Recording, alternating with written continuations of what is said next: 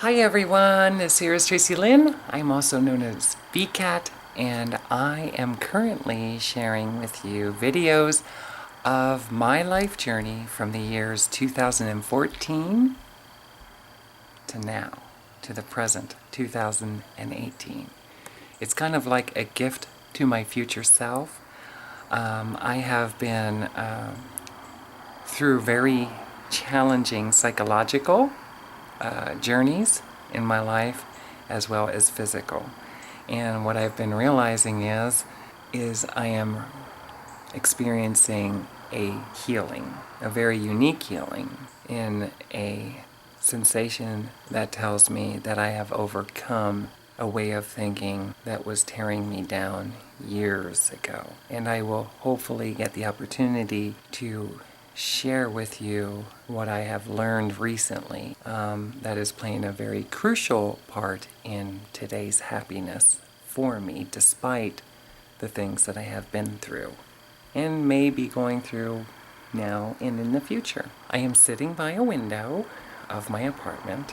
Yesterday I was sharing I was really upset because the road in front of our apartment building is infested with potholes, and I mentioned about when it comes to entering and exiting specifically onto the road from our parking lot, how dangerous it is because of the lack of parking in our local community, specifically for the residents in the building I reside in. In my opinion, very strongly, there is a lot that could be done, should have been done, and maybe will be done in the future, but it has most certainly, because of dealing with life on top of it, circumstances that happened to me as well, that I have been throughout my whole life, it presented challenges to me that obviously if you watch the video that was uploaded prior to this, you will find out that I snap over something that others might feel is petty, but it's not petty, considering the things that I shared with yesterday. Now, with that being said, I want to stay focused on where I am today, because one of the things I'm hoping to do is not to keep repeating things that I already discussed and talked about. This is mainly for my healing, to see where I'm at, because when I move to the next city, I'm thinking I'm moving to Columbus, Ohio.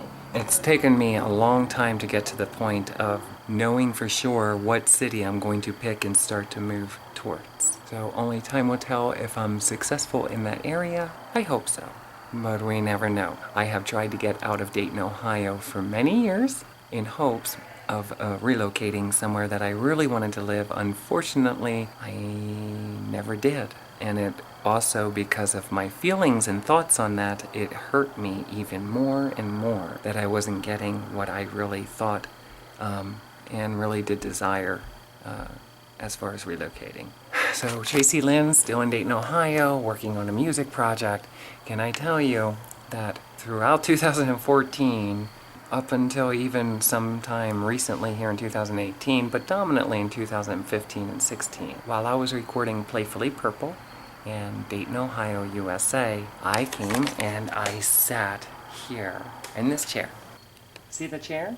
I got that from the Huber Heights house that I used to live at with my Ohio daddy. And it was kind of a moving in gift, I guess you could say, that one of the residents that were staying at the house told me, why don't you take this along with you, as well as the furniture.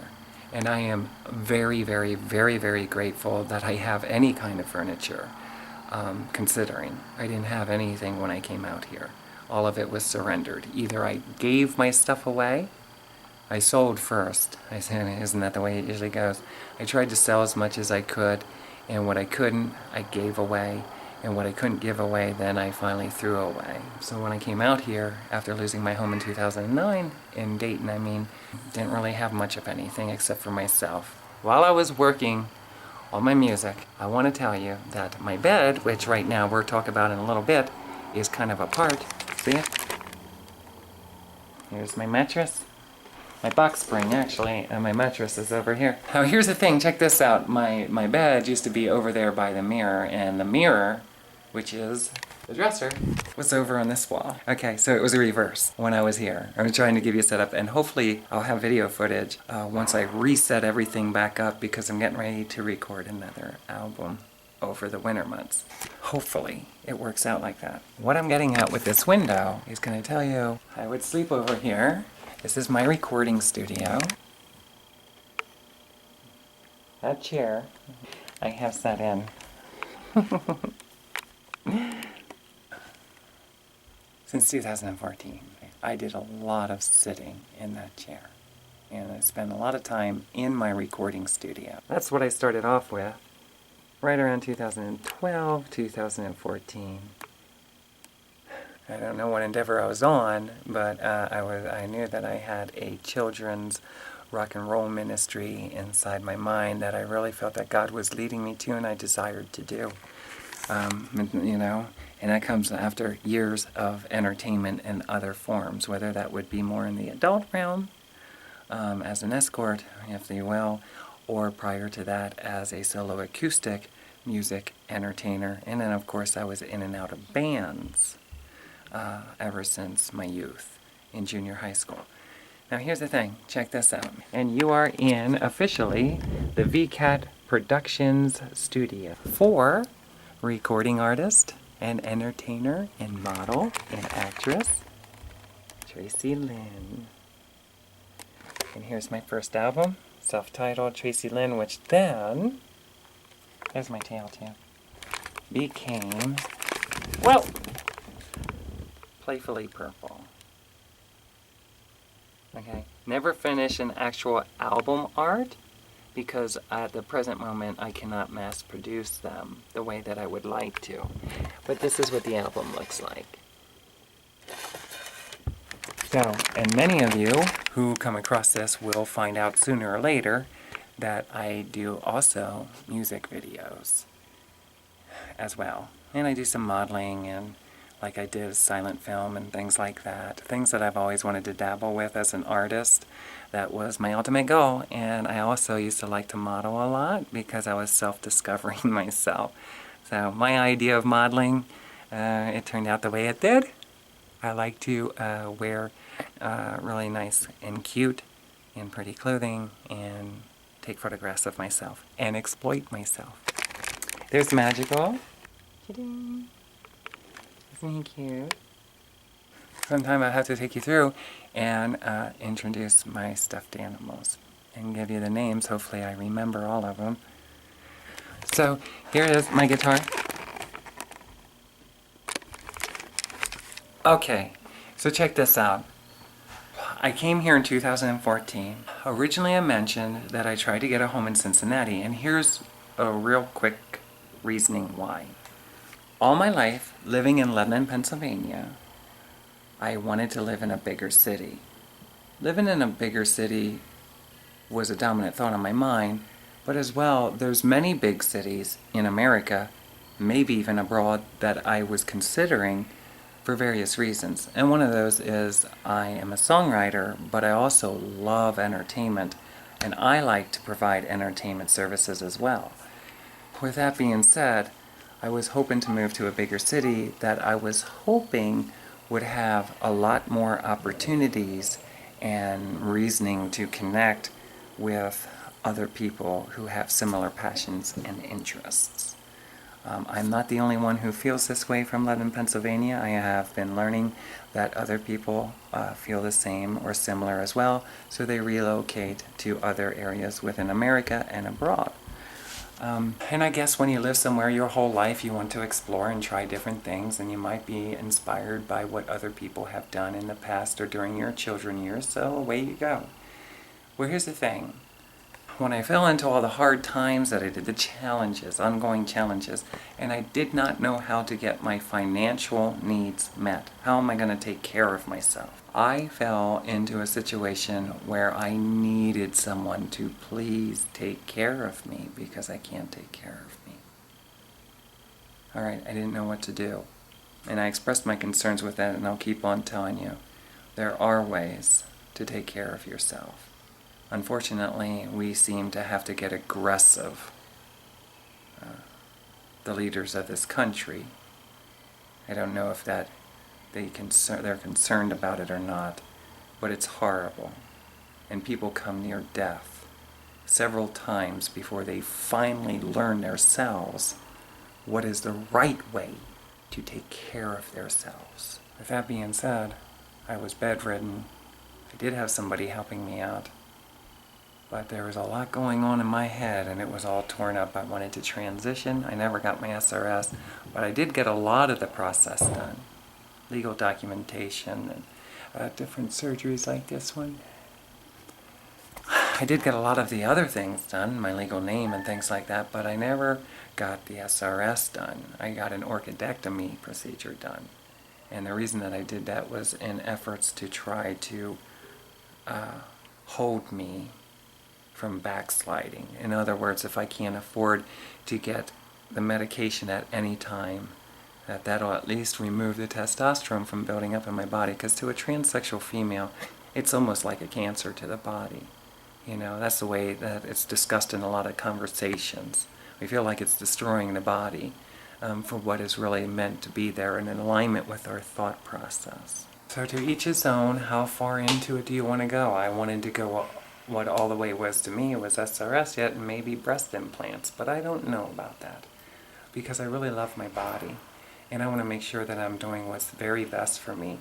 And my thoughts on transgenderism, they're pretty strong and opinionated, I guess you could say, versus maybe what a lot of other people feel is appropriate, if you will.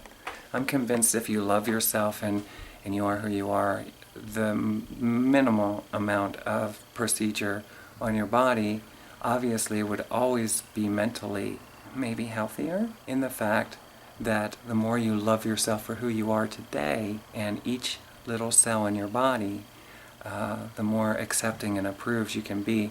And the transgender thing is not necessarily what we have been taught. Every human being in life form is a transitional existence. But we've been identified as a body part. And we've been given a name and declared a sex. It doesn't mean it's in alignment with our thought process. But can I tell you something? When I finally got my Social Security, I discussed, for my disability, I have bipolar and major depression is what I was diagnosed with many, many times. And I wouldn't say that it's a chemical imbalance. I would say that it's more circumstantial, which means because I don't necessarily fit in the mental ideal of what we have been conditioned in many ways to believe that a human being, period, no matter what's between your legs, male or female, the way a human should conduct their behavior, their presentation, who they should love, how they should love, all of the details of that.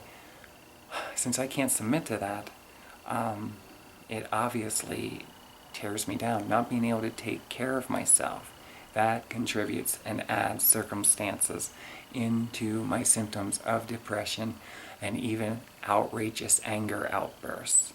When I see a road in front of the house I live and I see work up and down the roadway, whether it's abandoned homes or glass on the street or things that need done at local parks, I could name it, and I say to myself, I almost died several times because people neglected to let me submit an application and have employment so I could take care of myself.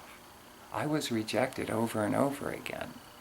And when I was an escort, well, let me tell you, I learned the cops will literally put money in your hand, right, because you're alone in the hotel room, and then other cops will knock on the door, and then they will fine you and cite you for prostitution.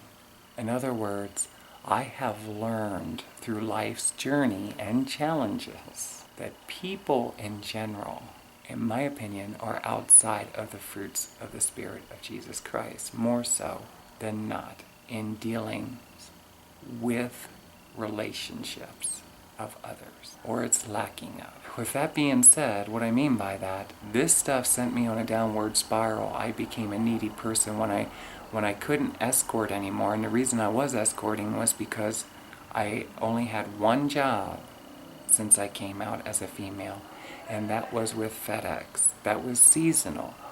When I was done with that seasonal job, I asked them if I could work continue on, because I was thinking of being a contractor with them. No, not mean about it. It's just that there was no need for me anymore. And a lot of people, it was all seasonal. So with that being said, not their fault, I ended up having to resort to escorting, and I felt like it was a blessing because I love being with men. I don't need to be with many men. I'd rather much, to be honest with you, be with someone special. It doesn't mean that I'm boring or nothing like that. It means that I think it's what's best for me, mentally and health-wise. Just be with one person. Commitment and stuff. But here's the thing. Right now I'm celibate. And it's because of a lot of the things I went through. And I realize it's not important to me like it is to other people. I want to get my life straightened out, and things that I'm passionate about, like my music. Music's very important. And I didn't know what was wrong with me. Why am I so depressed? Why can't I overcome this? It seemed like everybody was turning away from me. Even people there at the house I was living at, I wanted things to work out differently. I really wanted things to work out differently. But I'm dealing with my mental thing. The other people are dealing with their mental things and other things in their life. I learned, whether you want to believe this or not, that we were all targeted at the Huber Heights house by people in the music and entertainment industry. And if it is because of me, I am sorry, but I don't know if that's the case. I think all Americans are targeted by people who have the means via NASA, who put satellites and stuff in outer space, and they use it to invade our privacy with cameras, and they also beam something, and you can look it up online, but I figured this out long before I show videos of like a hole where like a laser kind of heated the mylar paper, and it put a little hole towards it, like the silver kind of expanded. With that being said, I'm dealing with all of this stuff, and I also dealt with Satanists when I was an escort. So evidently, I have been being stalked. They've been watching me via camera, like Google Map, satellite. Why this is, I don't know. I did meet people in the music industry, national recording artists. People know that I'm a songwriter. I was an entertainer. I love God. I'm what they would consider, a Satanist would consider a Christian. I don't consider myself that. I just believe in Christ, and I love Christ, and I love the Holy Bible, and I love goodness, and the traditional family values. Satanists, real Satanists, do not, and they don't care for people who do. The real Satanists. Now, with that being said, I don't want to take the credit and the blame for it, because I'm convinced too that when people were in the military, or if they ever were a voice in something, if for any reason you're being watched and people don't simply like you, for whatever crazy reason, I believe that now you become a target. So being that we were trying to get a transsexual unity house together, a sisterhood, where we could start to expand on a home and invite transsexuals, more transsexuals or people into the home, so that we could kind of support each other emotionally and financially. Housing, okay, for girls, especially in my opinion, for girls in the community that need help. The problem is, things are challenging when you mentally aren't prepared or know. You need to heal first, is what I realized. I need to heal first. Not to shun the experiences I had, because I look back on those experiences now with girlfriends that I lived with, like you, Emily, and J.O.N., and other girls that were at the house as well. I love you both very much. CJ, if you ever see this, I love you, and your lives are very important to me. Your updates on your status of where you are today, and your hopes and your dreams are things that you desire to do. I love to see pictures and, your various postings. It means a lot to me to know that you're still alive and you're still chugging along in life, doing whatever it is that you desire to do. Unfortunately, while living together, things didn't work out necessarily maybe as good as they could have. You know, I understand now, and I hope someday I'll have another chance at bringing people together. You know, right now it's going to be with music, you know, in the years to come. It could take a long time because I'm only healing now. And I realize the importance of me being sound in my mind before I start connecting with other people. I have to make sure that I know my part as far as a recording artist. And I have to have a vision for what it is I desire to do, places I want to play, the city I want to live in. And that's what's coming up. So I posted a picture online, I said, of Las Vegas with a saying on it. These people who do electronic harassment, they pretended to be God in my dream. And I had this dream not once but twice with that same picture asking me why I'm not going to the place that I am asking you to go, meaning referring to they were pretending to be God in my dream. I went there. I had a near-death experience. I ended up going and escorting again. I called my Ohio daddy and I asked him if I could please come out here.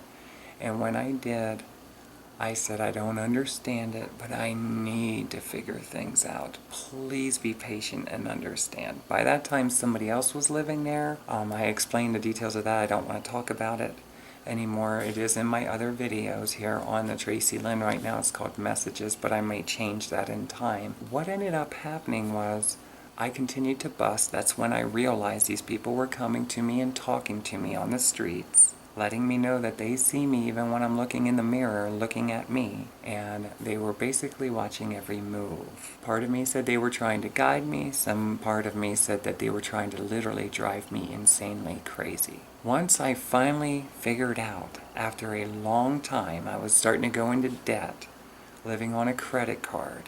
Still had a safe place to live, but the problem was I didn't know how to take care of myself. Where do I get work? What do I do? And this gentleman came up to me on a bicycle and he told me, you know, a story about when he was going through a hard time, what his approach was. I then went home into the house and I realized that somebody in the household at that time had mentioned something about going through assistance. And then I pulled him aside privately and I said, I need your help. And if it wasn't for him helping me, I might not be here today. And I'm going to discuss more because my psychologist, my therapist, all the mental hospitals and institutions I committed myself in and were submitted into, can I tell you, it was never understood clearly how can I get out of hotel rooms from being an escort and get my life together? How can I have my own food, my own housing, my own health care? How can I have my own apartment? You may know the answer, but right now I'm telling you, I didn't know at the time because my head was really messed up and I was used to working my butt off to have a job and have my own money. I was taking care of my kid, who is going to be 18 this year, and his name is Brendan. If he ever sees any of my videos, I want you to know that I really understand psychologically. You might not want to know me at all, you know, and I hope you give me a chance to meet you someday. I made a promise when he was 8 months old that between the age of 18 and 21, I will most certainly reach out to talk to him. I took care of him financially up until I had to get Social Security because I'm on disability now. I have a really, really bad case of personality disorder. I'm bipolar, which means I have highs, real high, and I have real lows. I also suffered from major depression all my life, and it was never diagnosed. And do you know what that was? Being a transgendered woman. I identify as a female right here in my head, and it went undiagnosed. I hid it from everyone, my mother. I hid it from everybody I knew. I was attracted to men, but I was still sleeping with women. I'm going against my heart. It's not that I didn't like sleeping with the women I was with, but it was more of a desire of mine to be with older men specifically. Not old men, not unattractive men, very attractive men, but older. meaning like 10 years older. So if I was in elementary, I was already attracted to guys in junior high and high school. By the time I was in high school, I was attracted to men that were probably in their 30s, maybe even going on 40s. And now I'm in my 40s, and I'm just realizing I'm attracted to people that I'm attracted to. Girl, guy, or whatever. I'm attracted to the thought process, the brain, matureness, mannerism. It's very important. And I'm not just a physical person, so, I had enough of that through my life. For now, anyway. Who knows where I'll be years from now. I tried to get a home in Cincinnati. Once I got Social Security, this is my belief. Either my daddy knew that I was going to start getting my life together because I finally had money, or the people who were targeting my head targeted his head and played with his thoughts or put pressure on him for some reason somehow. Because it was weird that I finally had the means to be able to take care of myself, meaning he wouldn't have to take care of that end of it, meaning food. I could start looking for an apartment, and as soon as I got it, he gave me an eviction notice, which means I had to be out in a brief time. Now, being that I'm not from Dayton, Ohio, being that I don't know where the safe neighborhoods are, I don't know where the low-income houses are. I don't know where to begin. In Dayton, Ohio, I don't know if who was I supposed to talk to? Was there a welcoming committee here? Is there somebody that I could talk to find out the details? I need help. This guy is inviting me into his home now for years, and as soon as something doesn't go the way he wants it, he kicks me out, and then I'm homeless, and then I gotta escort again, and then here we go all over again. And it was very painful for me. Don't let yourself be trapped in somebody's house. I explained that when I was there, as long as I was doing what he wanted me to do, it was okay. It was when I started doing things I wanted. He was supportive over some, but that's when he would start having a bad attitude. We could have worked things out if I would have mentally been sound, and we could have rationally talked about things, but I could not talk about things with. With that being said, I could express my pain, I could express things that I was going through, and he seemed to like to comfort me. But when it came to things like explaining what needed to be done at the household, things about like making a studio in the house so I could record my music, play it so I don't upset anybody in the household, I wanted nothing to do with that. With him selling the house, it was time to go. Now, what do? I went all over the state of Ohio. You can see the lower end, the southern end. From Dayton all the way down to Cincinnati to Kentucky line. I was there in all the counties. I circled on a paper. If you look at my other videos, I circled on the paper all the different counties that I went into seeking housing, and I didn't have one person to talk to about it. I just went, and they all said the same thing. We got about 2 years on a wait list. Lots of people waiting for housing. Why is that, government? Why aren't we doing something about this so we don't have to wait 2 years for an apartment in an emergency situation when there's hotels all over the place? Hey, government, why can't I get a temporary allowance that I can just go to a local hotel, a nice hotel, maybe one that has breakfast, and I can go there and I can stay there even if it's for a few months or a year, and then get a social worker while I go and look for a new home? Why are we so stingy in this area? I've been to hotels up and down and all around America, and there's always availability at hotels. Always. In other words, when somebody's homeless, they can stay at the hotel with the voucher. That's what they could do in Lebanon, Pennsylvania. And so now the hotel, because it helps somebody,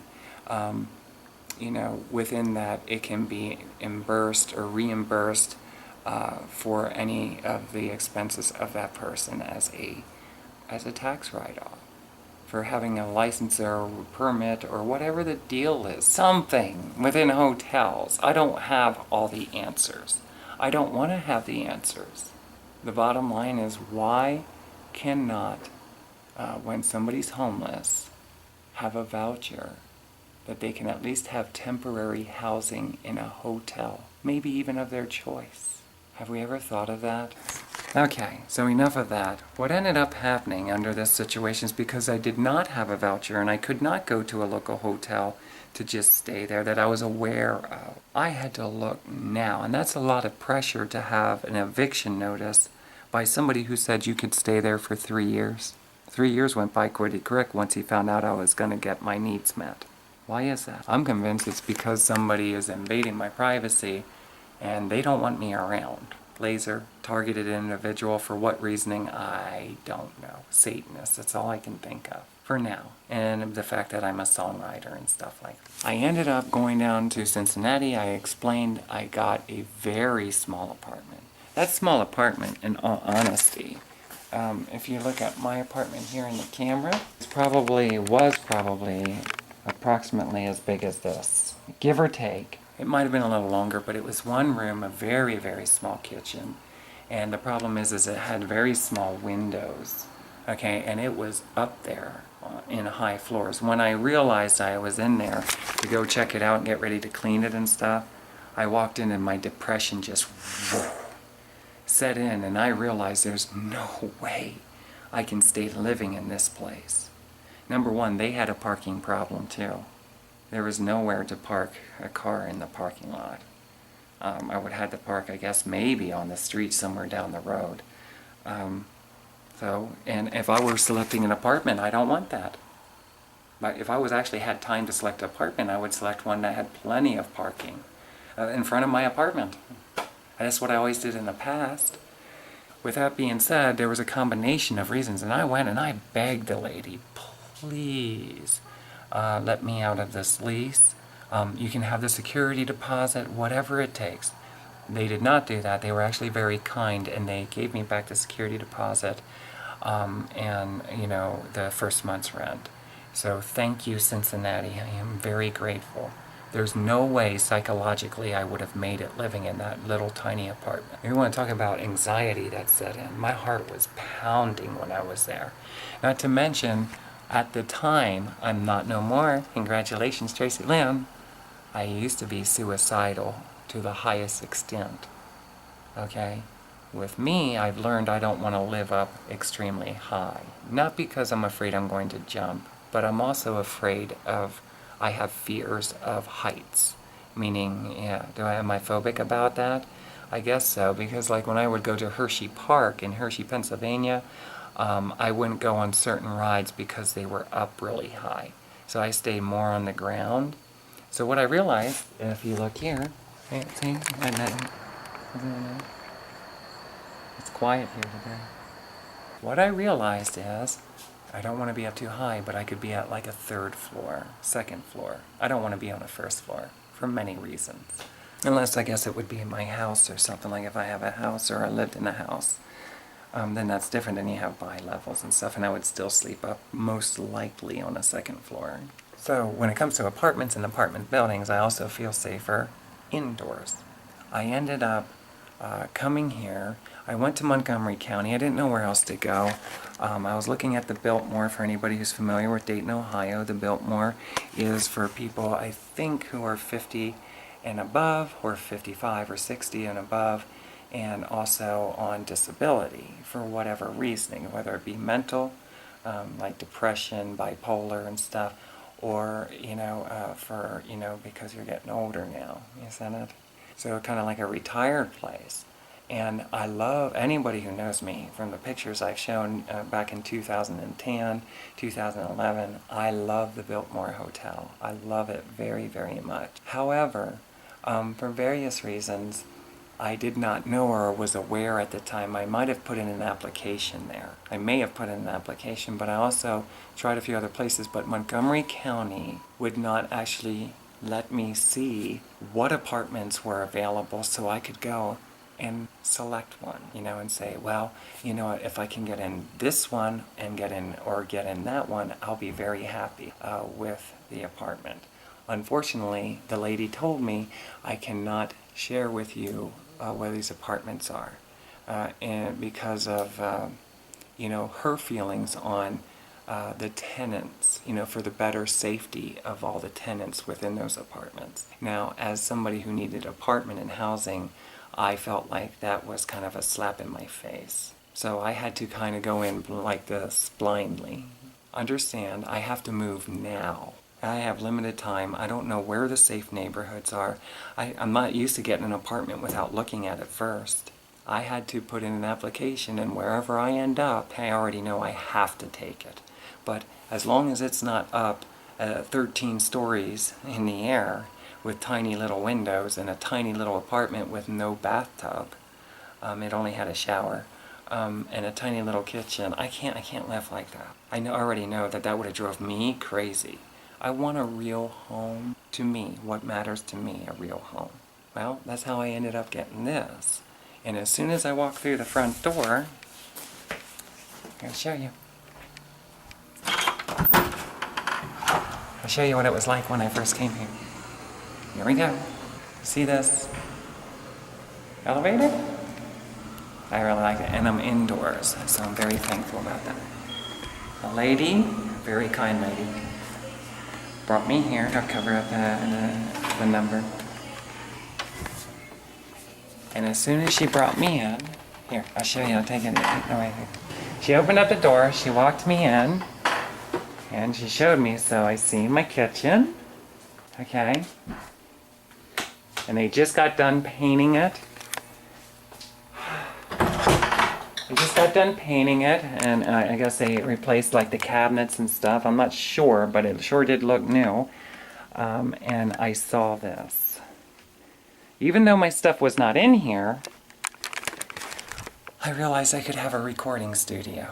And I could turn this, because right now I knew at this point a living room wasn't the highest priority. I realized I was probably going to live alone for a while. And I needed time to heal. I was very, very sick when I came here, mentally, very sick. And the thing is, music is a therapeutic program for me. I have to do it. I've been doing music ever since I was a little child, so it's something that I need in my life, and I'm learning the importance that I needed a lot more than I ever realized. So I am very, very grateful, and I seen it right away. I heard a voice from Michael, my friend at the Biltmore, when he got his apartment. He said as soon as he saw the apartment, he knew he had to have it. And when I was with a lady here that works on the management team, and she showed me, and I looked at this, I didn't explain all the details to her, but I left her know that I have to have it. And not to mention, it's only up 3 stories high, and look at the size of the windows. I like a window view, to be able to see out my windows. Am I claustrophobic maybe, do you think? I might be more than I realize, because I also don't like to drive in a car without a sunroof. I have a moonroof, so I usually kind of open it up a little bit if I need to when I'm driving down the road, or open up the actual moonroof and feeling the air in my hair and stuff. I usually have my windows up, I guess you could say, unless I'm driving slow. But what I'm getting at is I think that I might be more claustrophobic than I realize, because I realize I have to have a sunroof in my car. I will not buy a car, or would appreciate a car without a sunroof. I love to drive in them ever since I got my first one, and I guess I kind of got adjusted to it, and it added to happiness in my life. I like to drive a car with a sunroof. And I like to live in a home with windows, and preferably a nice view. We gotta switch this over, and we're ready to move on. Okay, I am back with a new layer of lipstick. Okay, so here's my list. Check this out. And I'm glad that I took time to download my memory card from the camera onto my laptop. I might have to change a battery here soon, but we're going to try to finish this up here really quick. These are my notes for the last couple of days, and can I tell you, the reason that I've been doing my life story like this is originally I was searching, and I felt the need to let out my life. I wanted to originally write a book, but once I found out that people were invading my privacy, I don't know how far back into life they've been doing this, if it's been ever since I was born. I realized that I had similar sensations of what I've been experiencing when it comes to electronic harassment even as early as 1980. 1979, 1980, when I moved to Lafayette Street in London, Pennsylvania. Not to mention the fact that somebody pulled over in a car tells me that I might have been being stalked and watched in like as early as 1974, 75. And also the business person that I met in Jonestown between the age of 3 and 6, which would have mean, approximately 75 to 79, somewhere in there. Here we go. So something else that I wanted to mention. During this time, about 2016, somewhere in there, 2015, 2016, it wasn't that long ago, I also noticed right here on my Facebook that my videos, if you go into videos, okay, you can see that I have all these different videos. Hey, this is my personal Facebook page. And can I tell you, I'm pretty much convinced that, is it Mark? Is Mark really have anything to do with Facebook, or is he just like a front person representative? I don't know myself. But if you click on one of these videos, like for instance this one here. Okay. I met a man by the name of Jim down in Nashville, Tennessee. You can see that it has approximately 1.4K views about 2 years ago, and I put Happy New Year. So evidently, I must have uploaded this. I must have uploaded that song, that video specifically, right around the beginning of the new year in 2016. With that being said, I noticed that whenever I would upload something, that I would have a sensation like something was telling me to take it down. Okay, like people were tampering with my thoughts maybe, and there was some kind of outside force that was trying to tell me to take it down. Take it down, Tracilyn, take it down. Why would I take it down? It's a perfectly good video. In other words, I'm convinced I've been being harassed for quite some time.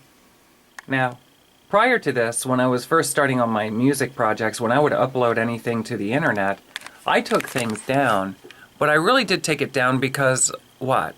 I was in the music business for 7.5 years. I was also an escort for about 3 years plus. I really wanted to come out here, not necessarily for the rest of my life, but to live more of a private life. That's why I was trying to get involved in being a worship leader at a church. That's not why, but that was one of the things I wanted to be a worship leader at church. I was thinking about maybe a personal business, going to college or school, a trade school. I was looking into all kinds of things.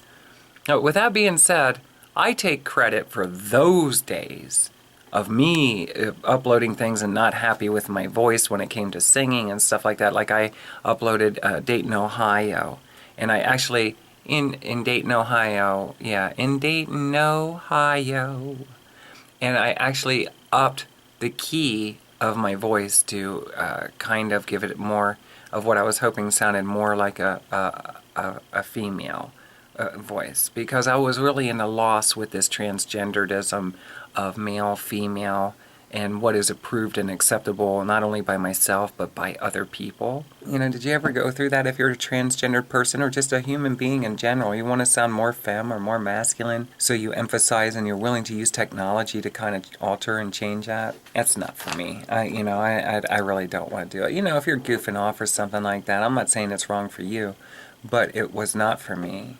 I kept that video and I uploaded it to my YouTube page. Check it out.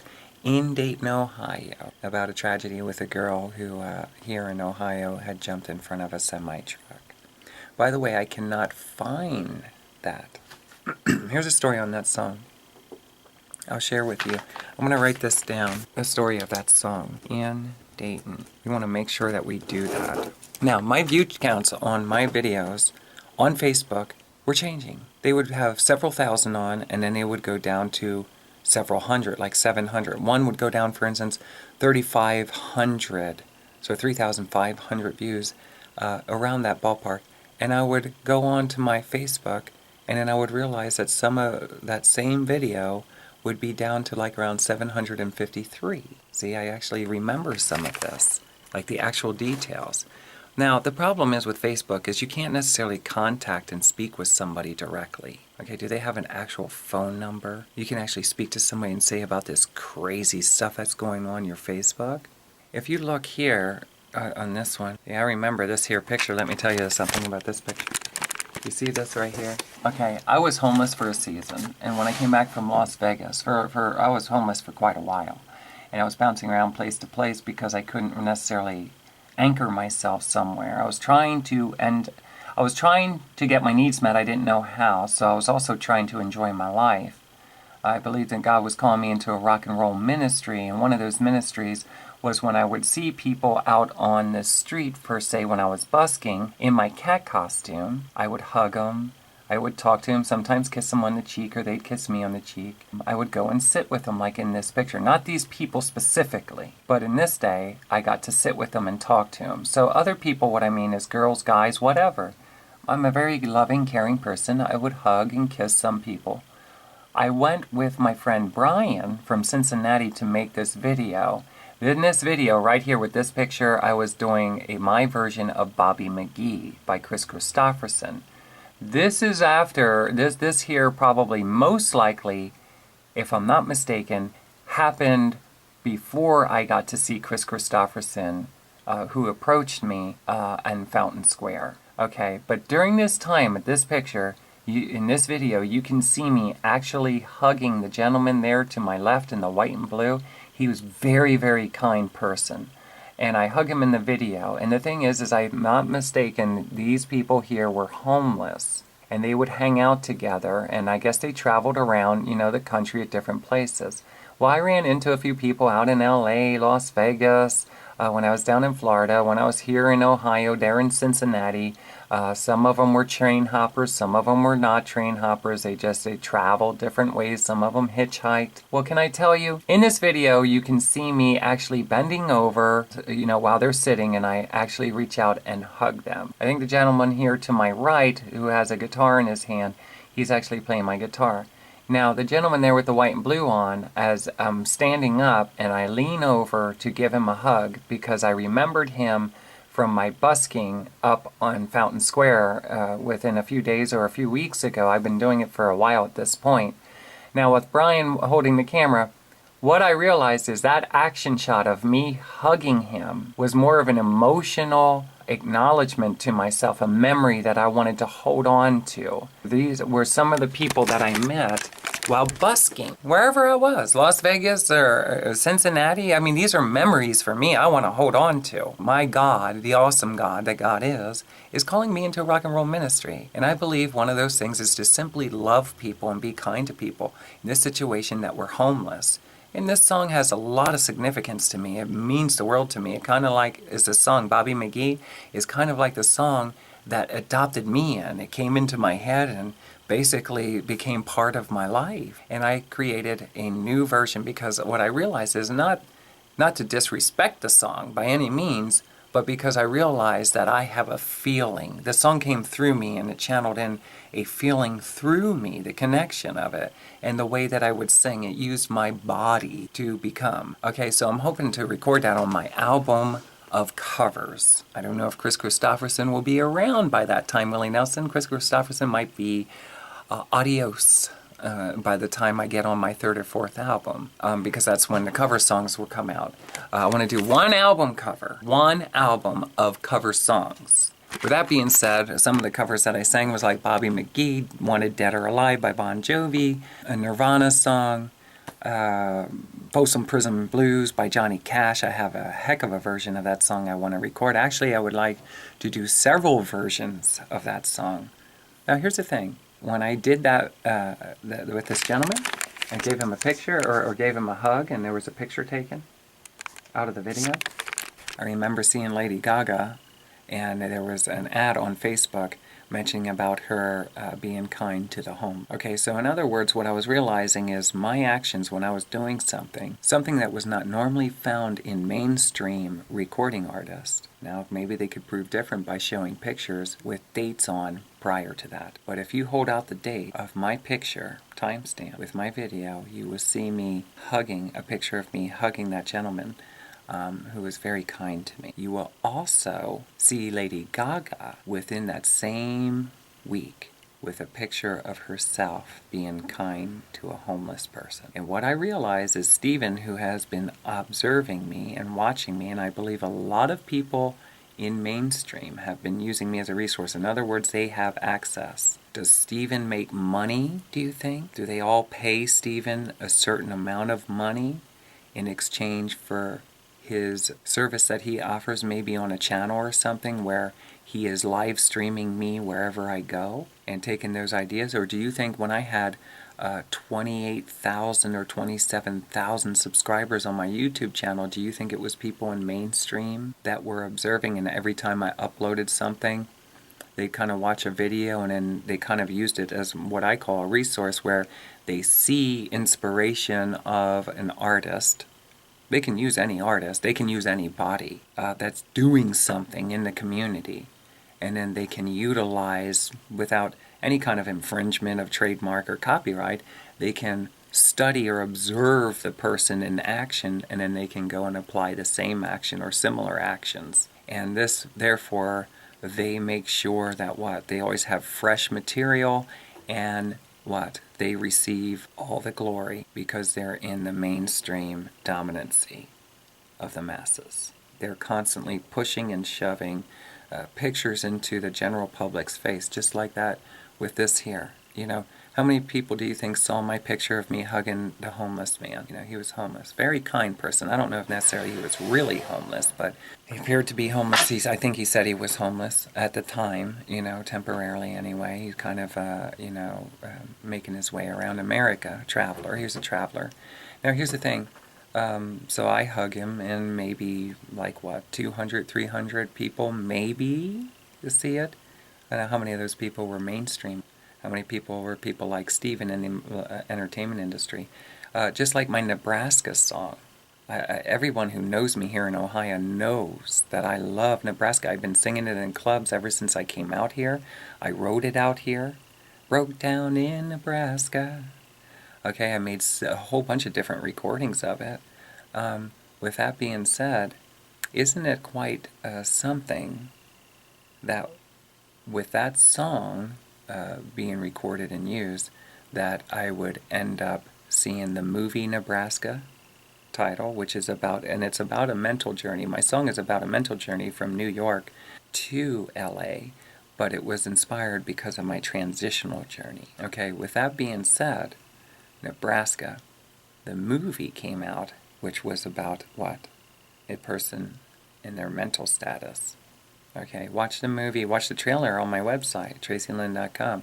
Not only that Nebraska and what it entails within song, I realized that Miley Cyrus and people like that were kind of feeding off of what appeared to be, they were using ideas of scenery and stuff like that entailed into their life. Now, here's another one, and you don't have to believe me. Listen, in my whole music career, I never wore a diaper before in my life, except for when I was a kid. However, I did in my teens wear things like maxi pads and diapers that I would get a hold of and stuff like that. Why is that? Am I goofing off? There's different reasons why. Who knows? I'm just being a little kid. Now, here's the thing. In the BDSM world, in adult entertainment, it started to be requested by somebody I called my Pennsylvania daddy. And I did wear diaper. I was a little tiny kid. And the bottom line is, I had fun and I was okay with it. It was our playtime. It was nothing gross or what the world would consider even gross or sick, unless wearing a diaper is that. I didn't go to the bathroom in them or nothing like that. I just wore them. And I always thought that they could be very fashionable, right? So if you've seen very fashionable diapers since that video was out, know that I was talking about this dominantly in the privacy of my home over at Huber Heights, and I was mentioning about how fashionable diapers could be even for adults wearing them, and that they're comfortable so they could be some kind of undergarment. Now here's the thing, this here also I noticed within a brief amount of time, probably this happened in 2012. In 2013, I think, I realized that Miley Cyrus was wearing a diaper in live. concerts, so stuff like that. So in other words, what I'm saying is I've been being used for quite some time by people in the mainstream industry as a resource of inspiration for ideas.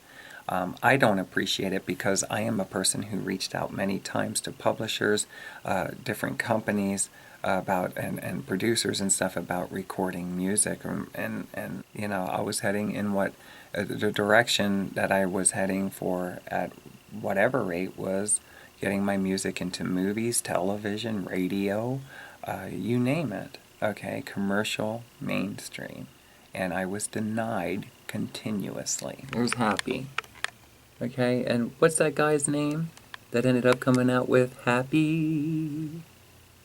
Okay, yeah, I wrote that back in 1985, but when I released it in 2012, all of a sudden, there he was. That was one of the first things I acknowledged. Not to mention, when I was on the street, then I realized that Bruce Jenner, or what have you, with her name, all of a sudden now she's coming out, and you know, and basically it's like they try to take all their center focus on what they perceive as their family. If somebody's doing something in a local community or something, and they're good. I mean, everybody knows in entertainment that as you get going, something like even with the Beat Cat, actually somebody called me a crazy cat when I was in Memphis on the Graceland Wall. From the crazy cat, it became the Memphis cat, became the Dayton cat, became the Vegas cat, became the Victory cat, is what I ended up detailing it.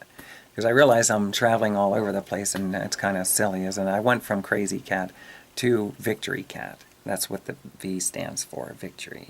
And I noticed things like even Maroon 5 and stuff. In my one video, I do this sensation or movement of 5, referring into, most likely in my thought process, it was 5 years, 5 and the 5.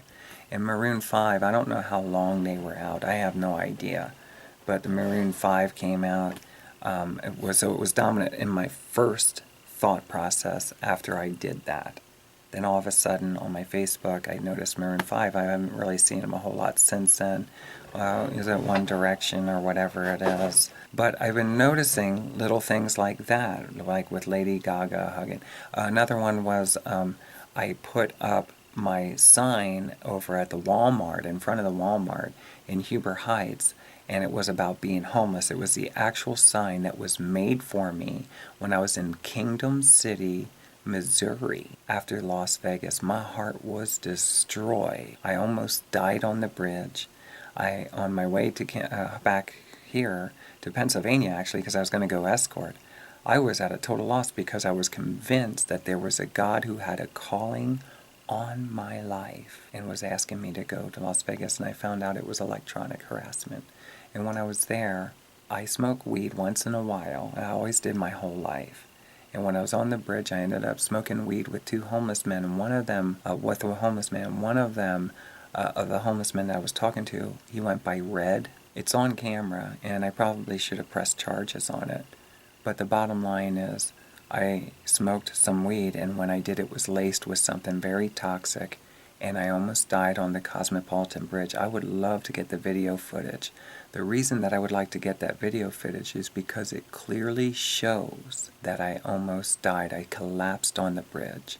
Now, somebody came up to me with a bottle. They were standing right by, and they had me inhale it, and they kept asking me, do you believe in Jesus Christ as your Lord and Savior? Do you believe in Jesus Christ as your Lord and Savior? Now, here's the thing. I was thinking maybe electronic harassment because I felt like these particles, like I was turning into this dust, like they were all around me. These white particles, and that I was transitioning into them. Well, the thing is if I was being electronically harassed, it would have given me kind of a sensation, wouldn't it? Yes, it would. And on top of it, this guy Red that I upset, and he knew that I was a transsexual. I mean, he went to an extreme, very aggressive. He was an alcoholic. When I was in the process of what it felt like I was transitioning and dying, is he dropped like a matchbox or something with writing on it. Some kind of writing, a cigarette box or something like that with writing on it, that gave me the signal that I knew that he laced it. And it, I smoked it, and basically they were trying to kill me. I don't know how or why he did it, except for I knew I upset him earlier in that day. I mean, this stuff goes on in Las Vegas. You got to be very careful. It goes on anywhere. But when you know, if you upset somebody, especially a person, what I've learned, no offense to anybody who's homeless, a homeless person, a street person, especially if you notice they're an alcoholic, be very careful. Because if you upset them and anger them, and then you do something like take a drink from somebody and drink it, or food and eat it, or in this case I smoked just a couple hits off a joint, never did that happen before. I almost died. So in other words, he should have been placed on charges. I should have called the cops, or I was too weakened, and I went home. I went to the hotel in Las Vegas, and I thought I was going to die that night. I collapsed there. I got off the bridge. My exact words were, "God, please don't do this in public. Please help me get off this bridge. I don't want to die this way. I didn't come out to Las Vegas to die this way. Please don't do that. Help me. Save." I went back to the hotel room, and I didn't know what was going to happen when I collapsed on the bed.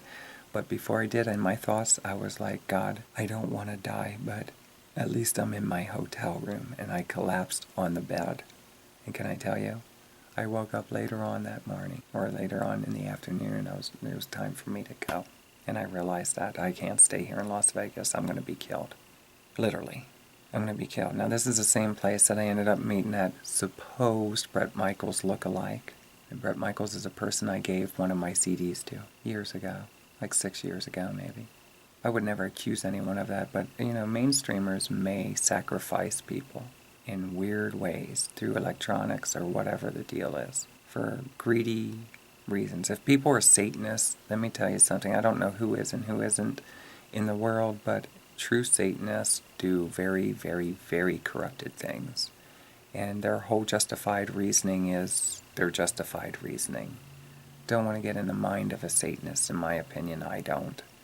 I'm a very loving, caring person, so that happened to me when I was there. I realized that I was being stalked in Las Vegas. In Kingdom City, I realized all kinds of things as well, and I explained all that. I don't want to keep going through it. I'll share things again sometime, like a summary of things. Right now, I'm just kind of babbling on, but these are things that I noticed on my Facebook. View counts changing. I realized that my videos and content were being taken down. At times there was things being private. And can I tell you something? Hold on a minute. I need to get a battery, okay?